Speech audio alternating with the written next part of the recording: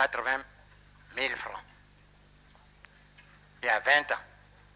Avec un pouvoir d'achat plus élevé que le cacao qui nous a été proposé durant le dernier accord que nous avons refusé, 500 francs.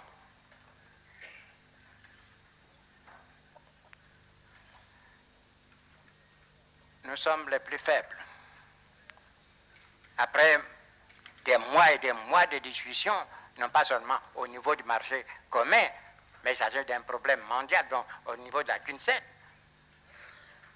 nos propositions ont été refusées. Les grands courtiers ont imposé leur prix. Qu'est-ce que nous leur avons demandé à partir du moment où eux-mêmes ont fixé un prix qui ne rémunère pas le travail du paysan? Que ce prix minimum nous soit garanti durant une campagne. Et le drame que nous vivons, pendant encore longtemps, nous serons obligés de confectionner nos budgets, d'assurer donc le fonctionnement de nos États à partir des recettes d'exportation de nos matières premières. Je prends un exemple. La Côte d'Ivoire est parvenue à un tonnage global de près de 800 000 tonnes entre le cacao et le café. Il y a 2 ans, on nous payait au minimum 1000 francs le kilo, soit une recette de 800 milliards. Brutalement, on nous réduit de moitié et nous perdons 350 à 400 milliards. Quel est le pays industrialisé qui, voyant ses recettes diminuer de moitié, pourrait fonctionner sans qu'il y ait de plus grave ne se produise dans le pays? Voilà la situation. Quel remède? Nous dénonçons à longueur de journée cette situation que nous impose non pas des gouvernants, des responsables, mais le monde économique et financier puissant, apparemment irresponsable. Nous ne faisons que pleurer.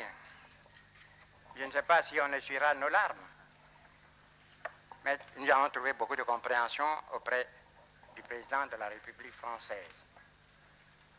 Mais je vous dis, pour terminer, nous n'envisageons qu'une seule solution. À terme, tant que nous continuerons à vendre de minerais de fer, de bauxite, de cuivre, tant que nous continuerons à vendre des produits agricoles bruts, nous subirons la loi des intermédiaires. Nous demandons aux pays industrialisés, notamment à la France, de servir d'intermédiaire, d'avocat auprès des autres Européens. Parce que quand on parle nord-sud, c'est bien l'Europe et l'Afrique. Nous leur demandons de nous aider à former nos cadres. On parle de transfert de technologie. Nous refusons ce terme. On n'a jamais transféré la technologie. On n'en a pas transféré au Japon. On forme les cadres techniques, scientifiques qui, sur place, transforment leurs matières premières. Alors, voyez-vous, nous sommes extrêmement patients, mais des patients actifs. On peut retarder le progrès, on ne peut pas supprimer le progrès. Nous avons la certitude que dans 20 ans, 30 ans, 40 ans, au plus, qu'est-ce 40 ans dans la vie des peuples quand le monde compte des milliards d'années d'existence? Nous aurons des hommes capables de transformer nos matières premières. Quand nous aurons à discuter en ce temps-là, quand ils auront à discuter en ce temps-là du coût de l'acier, non pas de minerai de fer, bien alors, il y aura un langage qui sera compris, le langage de l'intérêt commun. l'Europe doit comprendre la nécessité d'aider l'Afrique. Il va de la survie de l'Europe et de la vie de l'Afrique. Il y a une nuance.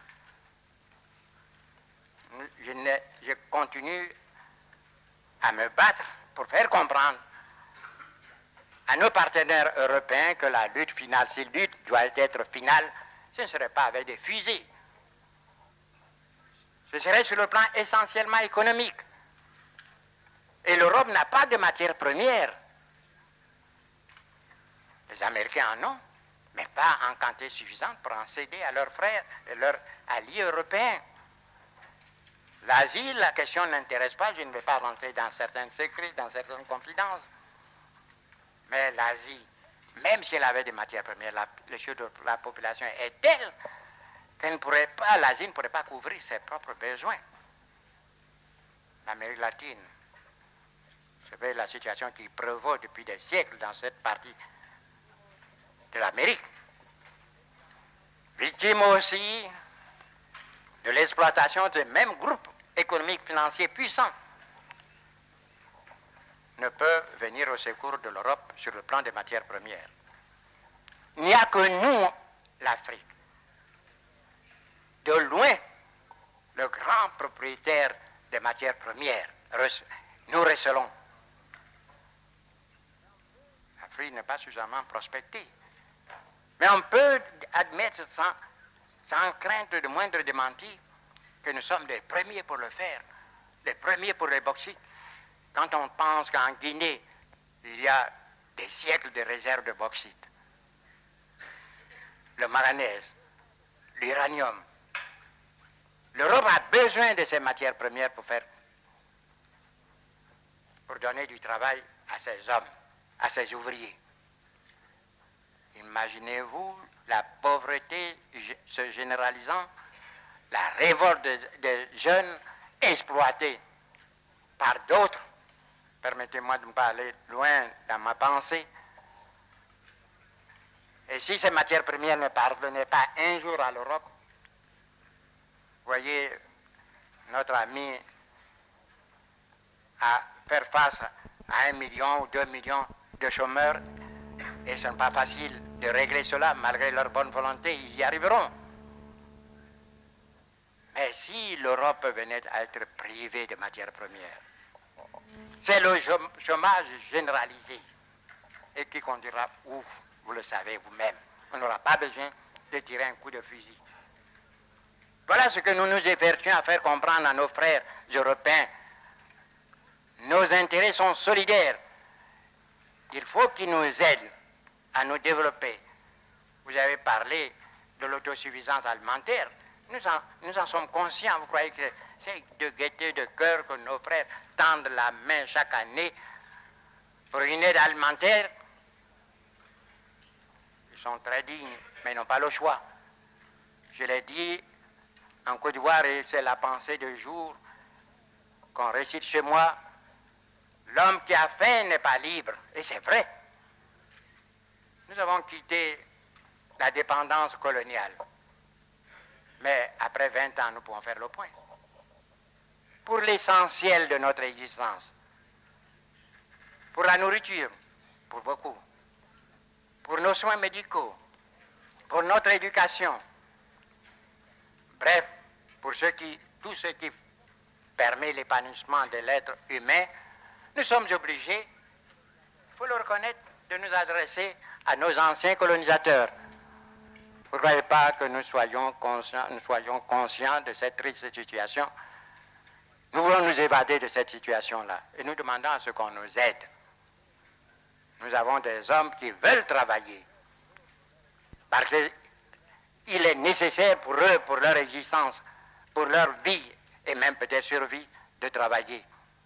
Mais il faut qu'on nous aide. Nous ne demandons pas l'aumône. Nous ne sommes pas une sorte de mer morte qui reçoit l'eau du Jourdain sans rien laisser passer. Voyez-vous, nous parlons avec beaucoup d'images. Et voudrez-vous que je vous dise ceci pour conclure? Chez nous, on dit qu'il faut que vous nourrissiez votre enfant jusqu'à ce qu'il ait poussé des dents, afin qu'il vous nourrisse quand vous aurez perdu les vôtres.